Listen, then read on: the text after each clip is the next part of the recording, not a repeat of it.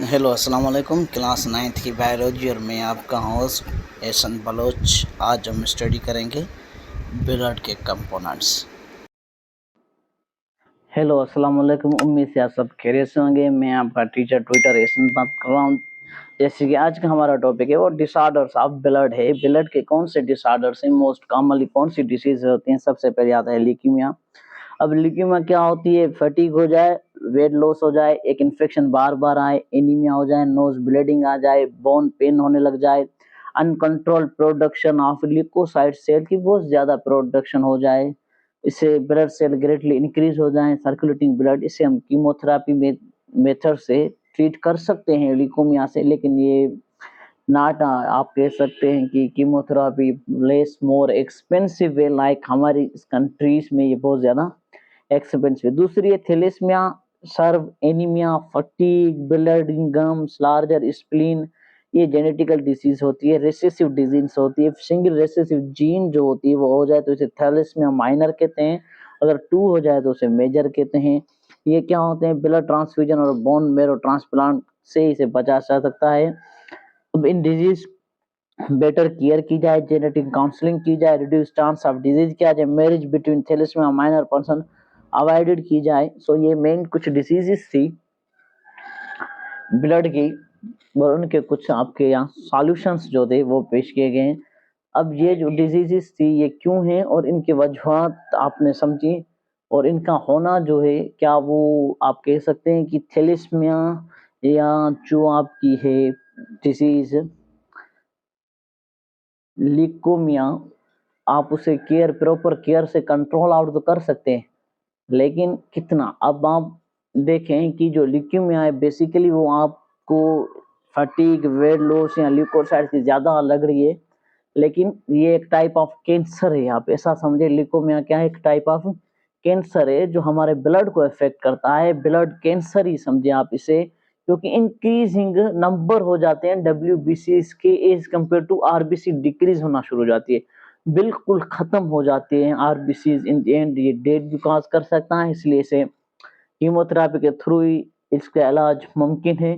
इसके सिम्टम्स आपने पढ़े, यहाँ तो आपको फीवर होगी, फ्रिक्वेंट सर्व इन्फेक्शंस आपको होंगे, लिम्फ नोड बढ़ जाएगी, ब्लीडिंग होगी, ब्रशिंग के दौरान रेड स्पॉट आपकी स्किन के ऊपर आएंगे, बोन पेन होगा, आपको फटीग, वीकनेस, लॉस वेट होगा।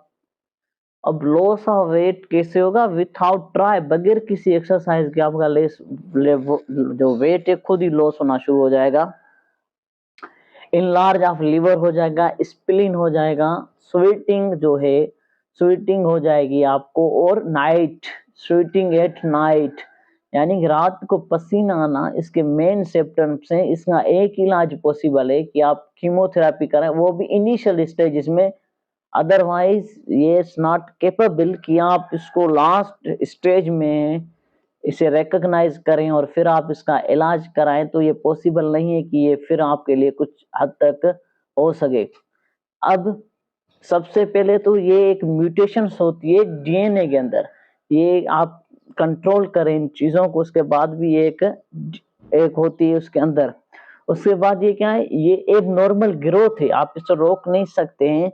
ये एक नॉर्मल ग्रोथ है किसकी? एक सेल्स की एबनॉर्मल ग्रोथ होती है, वाइट ब्लड सेल्स की।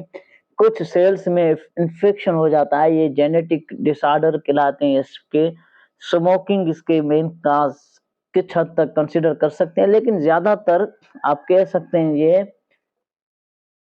फैमिली डिसऑर्डर हो सकती है। हिस्ट्री में आप काजेज इसके यही हैं, मेन काजेज होते हैं। इसमें ग्रोइंग नॉर्मल सेल्स बहुत ज्यादा डेथ हो जाती हैं, उनके अंदर एबनॉर्मलिटीज होती हैं, वो क्विकली डिवाइड होते हैं। म्यूटेशन मींस क्विकली वो एक्वायर कर लेते हैं उस स्टेज को।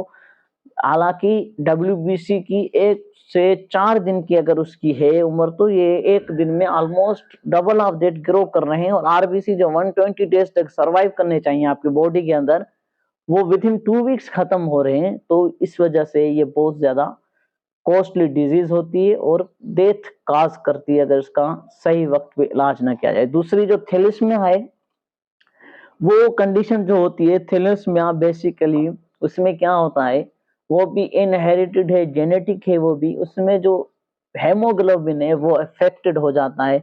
अभी पर्सन जिसके अंदर थैलेसीमिया है या जैसे थैलेसीमिया है वो हेमोग्लोबिन बना नहीं पाता। अब हेमोग्लोबिन फिलिड तो है, उसके अलावा हेमोग्लोबिन के अंदर आयरन होती है जो ऑक्सीजन को डिफ्यूज करने में हेल्प आउट करती है। वो आप किससे करेंगे जब एक चीज उसकी प्रोड्यूस ही नहीं हो रही। Red blood cells carry oxygen करते हैं बॉडी के अंदर, दूसरे परफॉर्म्स करते हैं। अब थैलेसीमिया के आप कह सकते हैं पर्ल रेस्टलेस अपीयरेंस हो, पुअर एपिटाइट हो, डार्क यूरिन आ जाए, इनलार्ज स्प्लीन और लिवर आ जाए। ये चाइल्ड इनहेरिटेंस होते हैं जब टू म्यूटेंट जीन्स मिले, यानी कि एक उसको अपने फादर से मिले एक उससे मदर से मिले तब ये डिजीज होती है। और ये सिम्टम्स आपको फर्स्ट ईयर ऑफ लाइफ में नजर आएंगे।